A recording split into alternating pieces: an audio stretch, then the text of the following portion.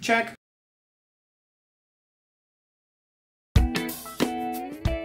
Say you're a P-bass player. You get hold of the SIDE600 and you plug straight in and leave everything on flat. What kind of sound are you hoping to get? For me, the P-bass is quite versatile in terms of how it's been used over the years. Think back to old school Motown. James Jamerson got a big, fat, round, warm sound.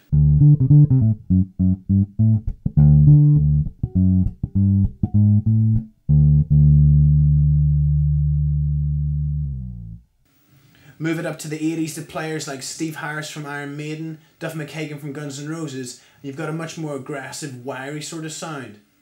Modern players like Mike Dirnt from Green Day, again using this aggressive tone in the P-bass, so you want to make sure that you can run that whole range of sounds.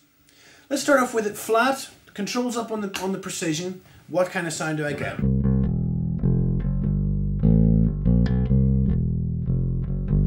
For fingerstyle, it delivers. With a pick,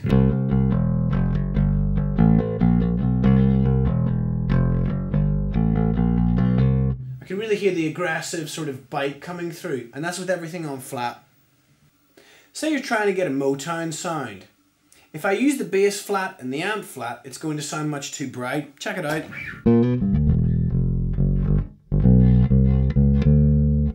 In Motown, James Jamerson was using flat wound strings and they instantly sound deader.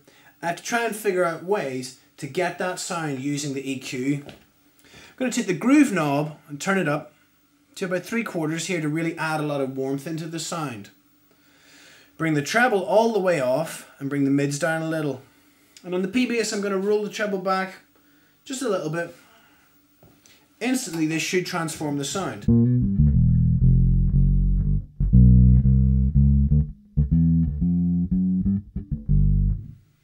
And there you have it. All of the top end is gone from the sound, so instantly with this sort of EQ setting, it transports this bass back by about 40 years.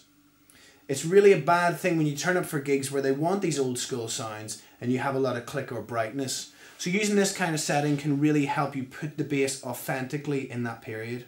P-bass doesn't generally get used for slap. It has a very aggressive sound and typically sounds better suited to rock, but you can slap with it. Because it's a passive bass, if I do a slap with none of the additional buttons pressed in,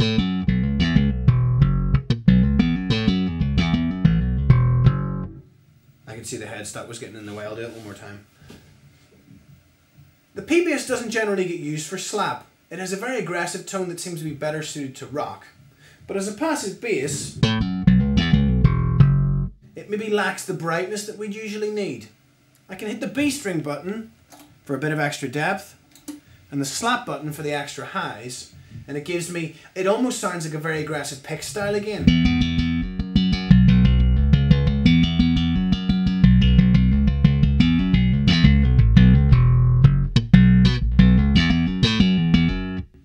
It's worth remembering slap isn't just for funk. There are bass players from Flea who applies it in a funk rock way, to Fieldy from Korn who uses it in metal. So as a P-bass player, you could utilise some of these extra EQ boosts to give you a sound that's somewhere between slap and pick playing.